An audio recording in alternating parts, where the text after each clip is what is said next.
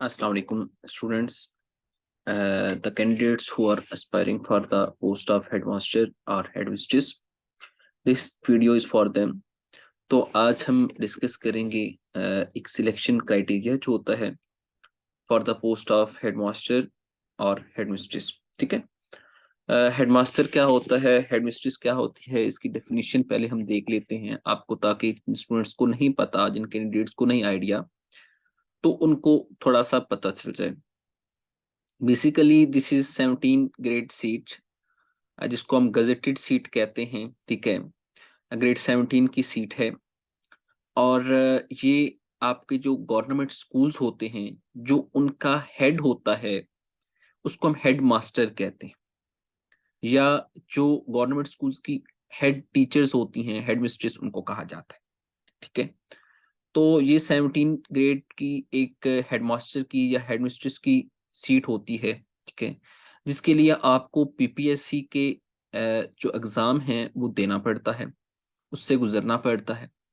और ये requisition government of Punjab ने भेजी है पीपीएससी को, जो एक सेकेंडरी जो एजुकेशन का डिपार्टमेंट होता है, जो स्कूल एजुकेशन का डिपार्टमेंट होता है। ठीक है, जिसको हम एससीडी कहते हैं, स्कूल एजुकेशन डिपार्टमेंट, उसने रिक्विजिशन भेज दी है पीपीएससी को for the post of headmaster और हेडमिस्ट्रेस। सो हम आज बेसिकली इसके सिलेक्शन क्राइटेरिया को देखेंगे कि इसके लिए कितनी एज रिक्वायर्ड होती है, कितनी क्वालिफिकेशन रिक्वायर्ड होती है, कौन लोग अप्लाई कर सकते हैं। ठीक है, और इसका पेपर किस पैटर्न पे आएगा। ठीक है, और कितने एक पेपर में क्या क्या पैटर्न क्या होगा, टाइम क्या होगा, तो ये सारी एस्पेक्ट्स जो हैं ये आज हम देखेंगे। सो स्टार्टिंग द क्वालिफिकेशन, कि आपकी तालीम एक पोस्ट के लिए क्या रिक्वायर्ड है, हेडमास्टर की पोस्ट के लिए या हेडमिस्ट्रेस की पोस्ट के लिए। जो फीमेल्स हैं उनको मैंने आपको रिपीटेडली मैं बता रहा हूँ, फीमेल्स उनको हेडमिस्ट्रेस कहते हैं। ठीक है, जो फीमेल्स पोस्ट होती हैं, और जो मेल्स के लिए पोस्ट होती हैं उनको हेडमास्टर कहा जाता है। ठीक है, क्योंकि वो मेल जो स्टूडेंट्स हैं उनके स्कूल्स में लगते हैं। सो इसके लिए जो क्वालिफिकेशन है that is masters degree, 16 years of education, किसी भी रिकॉग्नाइज्ड यूनिवर्सिटी से। रिकॉग्नाइज्ड यूनिवर्सिटी का क्या मतलब है, जो एचईसी से, जो हायर एजुकेशन कमीशन है उससे रिकॉग्नाइज्ड हो। ठीक है, उससे एफिलिएटेड हो। ठीक है, तो तमाम यूनिवर्सिटी जो पाकिस्तान में मौजूद हैं वो सारी एचईसी रिकॉग्नाइज्ड यूनिवर्सिटीज हैं। उसके बाद बीएड या एमएड, या तो आपको बीएड किया होना चाहिए, आपका होना चाहिए, या एमएड होना चाहिए किसी भी रिकॉग्नाइज्ड यूनिवर्सिटी से। बीएड क्या है, ये एक प्रोफेशनल डिग्री है, या एमएड जो है ये प्रोफेशनल डिग्री है regarding the education, regarding the pedagogy, कि पढ़ाते किस तरह है बच्चों को, पढ़ाने के तरीकाकार क्या होते हैं, किस तरह हेड करते हैं, किस तरह ओवरसी करते हैं एक एजुकेशनल सिस्टम को। ठीक है, सो ये बीएड का ये मकसद होता है। तो जिन स्टूडेंट्स ने बीएड किया हुआ है, बीएड बेसिकली ज्यादातर जो स्टूडेंट्स हैं हमारे, वो इलामा इकबाल ओपन यूनिवर्सिटी से कर रहे होते हैं। तो इसकी डिफरेंट कैटेगरीज हैं, कोई 1.5 ईयर्स का कर रहा होता है, कोई 2.5 ईयर्स का कर रहा होता है। ठीक है, सो बीएड जो है वो रिक्वायर्ड है, इसके लिए मस्ट है। अगर आपका बीएड नहीं है या एमएड नहीं है, लेकिन आपने एमए एजुकेशन भी किया हुआ है, तो आप एक्सेप्टेबल हो। तो लिखा हुआ है इंस्टेड ऑफ बीएड और MEd, MA education is also acceptable. ठीक है, तो आपको एक्सेप्ट कर लिया जाएगा। ठीक है, एम एजुकेशन भी बीएड या एमएड की जगह पे। जरूरी नहीं कि आपने बीएड किया हुआ हो या एमएड किया हो, आपने अगर एम एजुकेशन भी किया है तो ओके है, आपकी प्रोफेशनल जो डिग्री है वो काउंट कर लीजिए। उसके बाद नीचे एक नोट है, minimum second division in the masters degree and professional degree is acceptable. तो आपकी जो टर्मिनेटिंग डिग्री है, जो 16 ईयर्स ऑफ एजुकेशन आपने की है, मास्टर्स डिग्री ली है, चाहे वो आपने बीएस करके ली है, चाहे आपने एमएससी करके ली है, चाहे आपने एमए करके ली है, किसी भी सब्जेक्ट में, इसके लिए कोई सब्जेक्ट्स का क्राइटेरिया नहीं है कि ये ही सब्जेक्ट होना चाहिए। आप किसी भी सब्जेक्ट में मास्टर्स हैं, बीएस आपने किया है या एमए एमएससी किया है, तो आप एप्लीकेबल हैं। लेकिन उसके लिए एक जो प्रीरेक्विजिट है वो ये है कि आपकी सेकंड डिवीजन से नीचे नहीं होनी चाहिए, मतलब थर्ड डिवीजन वाला एप्लीकेबल नहीं है। इसी तरह बीएड या एमएड के लिए भी यही रिक्वायरमेंट है कि सेकंड डिवीजन मिनिमम क्राइटेरिया है, थर्ड डिवीजन वाला एप्लीकेबल नहीं है। सो ये क्वालिफिकेशन का एक जो सेक्टर था मैंने आपको बताया कि आपको master degree 16 years of education चाहे किसी भी सब्जेक्ट में हो तो वो चलेगा, और उसके साथ साथ बीएड या एमएड जो है वो रिक्वायर्ड। उसके बाद पे स्केल। पे स्केल वो होता है जिस स्केल की आप पे ले रहे हैं, ठीक है, वो BS-17 होगा बेसिक स्केल।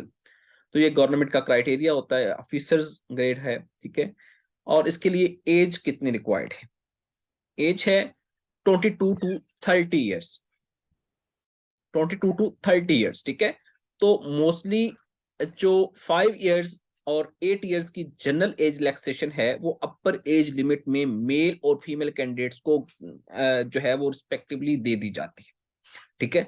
सो 5 साल की ज्यादातर जो मेल हैं कैंडिडेट्स उनको अपर एज लिमिट में रिलैक्सेशन दी जाती है, और 8 साल की जो फीमेल कैंडिडेट्स हैं उनको अपर एज लिमिट में रिलैक्सेशन दी जाती है। अपर एज लिमिट की डेफिनेशन क्या है यहाँ पे कि 22 से 30 साल तक तो नॉर्मली, 30 से 35 साल मतलब, अब अगर मेल को 5 इयर्स की रिलैक्सेशन दी जाएगी अपर एज लिमिट में, तो वो उनकी अब एज जो हो जाएगी वो 22 टू 35 हो जाएगी।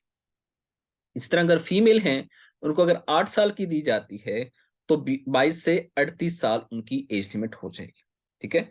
तो मोस्टली ये देखने में आया है और 99% चांसेस आर देयर कि 5 इयर्स और 8 इयर्स की एज रिलैक्सेशन जो है मेल और फीमेल कैंडिडेट्स को दी जाती है। डोमिसाइल आपका पंजाब का होना चाहिए, ठीक है, क्योंकि पंजाब के लोग सिर्फ पंजाब में एप्लीकेबल हैं। इस तरह हर रिस्पेक्टिव प्रोविंस के रिस्पेक्टिव प्रोविंस में ही एप्लीकेबल होती है। पोस्टिंग आपकी कहीं भी हो सकती है पंजाब में, ठीक है। उसके बाद पेपर पैटर्न क्या होगा, टाइम कितना होगा, ये एक बड़ा क्वेश्चन होता है। तो बेसिकली ये एक आपका मल्टीपल चॉइस क्वेश्चंस पे जो है कंप्राइज कर रहा होगा पेपर। 100 मार्क्स का पेपर होगा, 100 ही उसमें MCQs होंगे, और आपको 90 मिनट्स में उनको सॉल्व करना होगा। मस्ट, आपके पास 90 मिनट्स होंगे। इट्स मीन 1.5 आवर, 1.5 घंटा। और आपको ये भी बताता चलूं कि इस पेपर पैटर्न में जो मैंने आपको 100 MCQ बताए हैं, 100 मार्क्स का बताया है, इसमें एक चीज है कि आपकी नेगेटिव मार्किंग भी होती है। अगर आपने कोई क्वेश्चन अटेम्प्ट किया है और वो गलत हो गया है तो आपका 1 नंबर डिडक्ट नहीं होगा, 1.25 आपके डिडक्ट होंगे। लेकिन आपने अगर कोई क्वेश्चन अटेम्प्ट ही नहीं किया, उसका जो बबल है वो फिल ही नहीं किया, तो आपका 1 नंबर ही डिडक्ट होगा। और कोई क्वेश्चन अगर आपका ठीक है, आपका बबल राइटली फिल्ड है, तो आपको 1 ही अवार्ड किया जाएगा, ठीक है। तो ये बेसिक रिक्वायरमेंट जो बेसिक क्राइटेरिया है मैं आपको बता रहा हूं। उसके बाद बात आ जाती है सिलेबस की एट द एंड। ये तो बेसिक इंफॉर्मेशन थी, अब सिलेबस की बात आ जाती है। इसमें आपका बीएड कोर्स भी वो देख रहे होते हैं, उसमें से भी क्वेश्चंस आ रहे होते हैं। उसके अलावा जो क्वेश्चंस हैं प्रिंसिपल्स ऑफ टीचिंग के, questions on applications of principles of teaching, जो पढ़ाने के असूल हैं उनकी एप्लीकेशंस पे क्वेश्चंस आते हैं कि किस तरह आप प्रिंसिपल्स ऑफ टीचिंग्स को अप्लाई कर सकती हैं प्रैक्टिकली। जो प्रैक्टिकल एप्लीकेशन है उनकी, उन पे क्वेश्चंस आते हैं। उसके अलावा जनरल एबिलिटी के क्वेश्चंस हैं, जिसको हम जनरल नॉलेज भी कहते हैं। इसमें Pakistan studies, current affairs, general knowledge, everyday science, basic mathematics, English, Urdu, basic computer studies और इस्लामिक स्टडीज। तो इसके लिए वेरियस जो सेक्टर्स हैं, जो वेरियस चीजें हैं, उनको वो टच कर रहा होता है। पाकिस्तान स्टडीज, पाकिस्तान के मुतालिक जो इंफॉर्मेशन है उसको, करंट अफेयर्स के जो आजकल हालात हाजरा चल रहे हैं उनके मुतालिक क्वेश्चन आ जाते हैं। फॉर एग्जाम्पल करंट अफेयर्स का किस तरह क्वेश्चन आ सकता है कि पाकिस्तान का आज का वजीर आजम कौन है, ठीक है। कौमी असम्बली का जो स्पीकर है उसका नाम क्या है, ठीक है। कोई चेयरमैन सेनेट का नाम क्या है। तो इस तरह के करंट अफेयर्स के काफी क्वेश्चंस वर्ल्ड लेवल पे भी, पाकिस्तान लेवल पे भी, ठीक है। उसके अलावा जनरल नॉलेज जो है वो बेसिकली आपको ओवरऑल कोई भी पाकिस्तान की कोई जो दरिया है उसके बारे में या कोई एनीथिंग, ठीक है, वी कैंट से एनीथिंग के वो इसी पर्टिकुलर थिंग को टच करेगा, ठीक है। तो एक जनरली चीजें पूछ सकता है। एवरीडे साइंस जो आपने जनरल साइंस पढ़ी है 8th में, 7th में, 6th में, ठीक है, 9th 10th में, तो उन चीजों को टच कर रहा होता है। बेसिक मैथमेटिक्स भी वही बेसिक चीजें होती हैं 7th 8th 9th की, ठीक है। इंग्लिश, उर्दू, इंग्लिश में ज्यादातर वोकैब का क्वेश्चन आ सकता है, ठीक है। उसके अलावा इंग्लिश में आपकी करेक्शन का क्वेश्चन आ सकता है, प्रपोजिशन का क्वेश्चन आ सकता है। तो ये चीजें वो टच करता है। उर्दू में भी ग्रामर को ज्यादा टच करता है, ठीक है।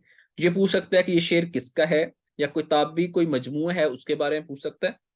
उसके बाद बेसिक कंप्यूटर स्टडीज, कंप्यूटर्स के जो बेसिक ऑपरेशंस होते हैं कि कौन सी जो कीज होती हैं कि कौन सी की किसके लिए हेल्पफुल है या क्या करती है।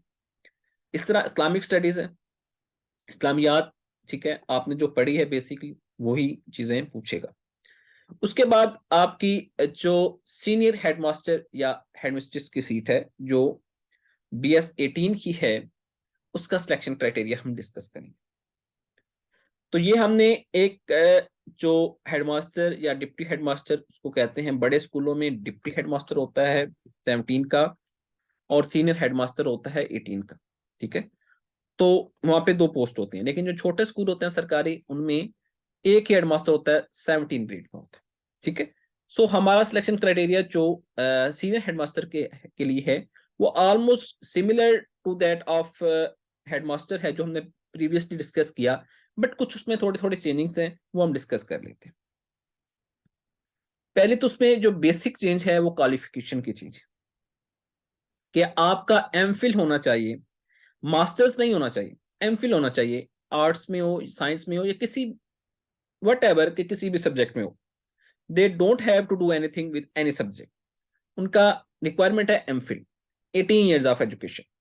BS के बाद आपने MS किया है, ठीक है, एमफिल किया है, ठीक है, MSc ऑनर्स किया है, तो किसी भी रिकॉग्नाइज्ड यूनिवर्सिटी से आपने किया है तो क्वालिफिकेशन आप क्वालिफाई करते हैं। लेकिन उसके साथ फिर वही चीज कि B.Ed या M.Ed रिक्वायर्ड है या MA एजुकेशन रिक्वायर्ड है। उसके अलावा जो उसके लिए एक और रिक्वायरमेंट है उनकी, वो ये है कि आपका 5 साल तजर्बा होना चाहिए टीचिंग का, एडमिनिस्ट्रेशन का, या दोनों का, किसी भी ऐसे इंस्टीट्यूट में जिसको बोर्ड रिकॉग्नाइज करता हो या यूनिवर्सिटी रिकॉग्नाइज करता मतलब करती हो।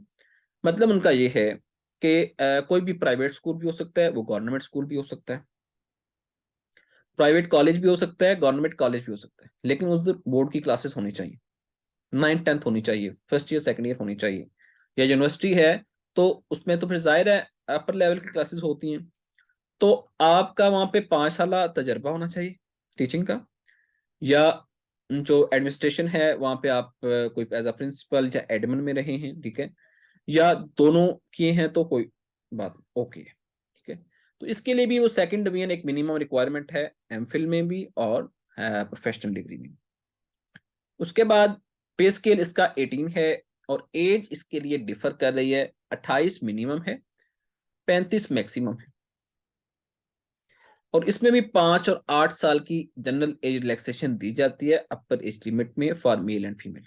5 साल की रिलैक्सेशन मेल को दी जाती है, 8 साल की रिलैक्सेशन फीमेल को दी जाती है। तो डोमिसाइल आपका पंजाब का होना चाहिए और प्लेस ऑफ पोस्टिंग आपकी एनीवेयर इन द पंजाब है, ठीक है, कहीं भी पंजाब में आपको लगा सकते हैं। उसके बाद paper pattern similar as we discussed earlier, कि आपको 100 मार्क्स का पेपर अटेम्प्ट करना होगा, ठीक है। 90 मिनट्स आपके पास होंगे, 100 क्वेश्चंस होंगे, मल्टीपल चॉइस क्वेश्चंस होंगे। इनमें भी negative marking as it is ही होगी कि आपका एक क्वेश्चन अगर गलत होता है तो आपके 1.25 मार्क्स डिडक्ट होंगी, लेकिन आपने अटेम्प्ट किया होना चाहिए। अगर अटेम्प्ट किया है तो गलत है तो फिर 1.25, अगर अटेम्प्ट नहीं किया तो फिर एक ही नंबर डिडक्ट होगा। उसके बाद आपका जो सिलेबस है वो सेम है जिस तरह हमने पहले डिस्कस किया कि सिर्फ B.Ed कोर्स है। आपको क्वेश्चंस आएंगे application of principles of teaching. उसके अलावा जनरल एबिलिटी के क्वेश्चंस होंगे which include Pakistan studies, current affairs, general knowledge, general science या everyday science, basic mathematics, English, Urdu, basic computer studies and Islamic studies. So conclusion में आपको ये मैंने एक चीज बतानी है, वो ये है कि आपके पास अगर एक मास्टर्स की डिग्री है और साथ बीएड है या एमएड, मोस्टली लोगों के पास बीएड ही होता है, तो आप एप्लीकेबल हैं for the post of deputy headmaster या हेडमास्टर्स ग्रेड 70। लेकिन अगर आपके पास एमफिल डिग्री है, 5 साल तजुर्बा है और बीएड है, तो आप एप्लीकेबल हैं सीनियर हेडमास्टर के लिए या हेडमिस्ट्रेस के लिए BS 18। ठीक है। और इसके बाद हमारा एक सेशन जो है वो स्टार्ट होने जा रहा है। OLH एकेडमी जो है एक सेशन स्टार्ट करने जा रही है, और उस सेशन में बेसिकली आपको इसी सिलेबस पे कंप्लीटली एक गाइडलाइन दी जाएगी, आपको कोर्स प्रोवाइड किया जाएगा, आपको कंटेंट्स दिए जाएंगे, आपको शॉर्ट फॉर्म में बुक्स दी जाएंगी, ऑल टू ऑल।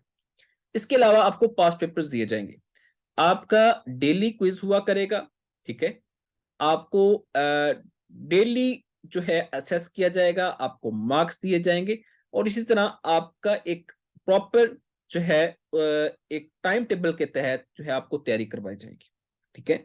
तो LH एकेडमी जो है इंशाल्लाह इसको स्टार्ट करने जा रही है, और इंशाल्लाह ये जल्द ही जो पोस्ट हैं ये एडवर्टाइज हो रही हैं फ्रॉम PPSC, क्योंकि इनकी रिक्विजिशन जो है वो पंजाब गवर्नमेंट जो है स्कूल एजुकेशन डिपार्टमेंट जो है वो भेज चुका है PPSC को। Thank you very much.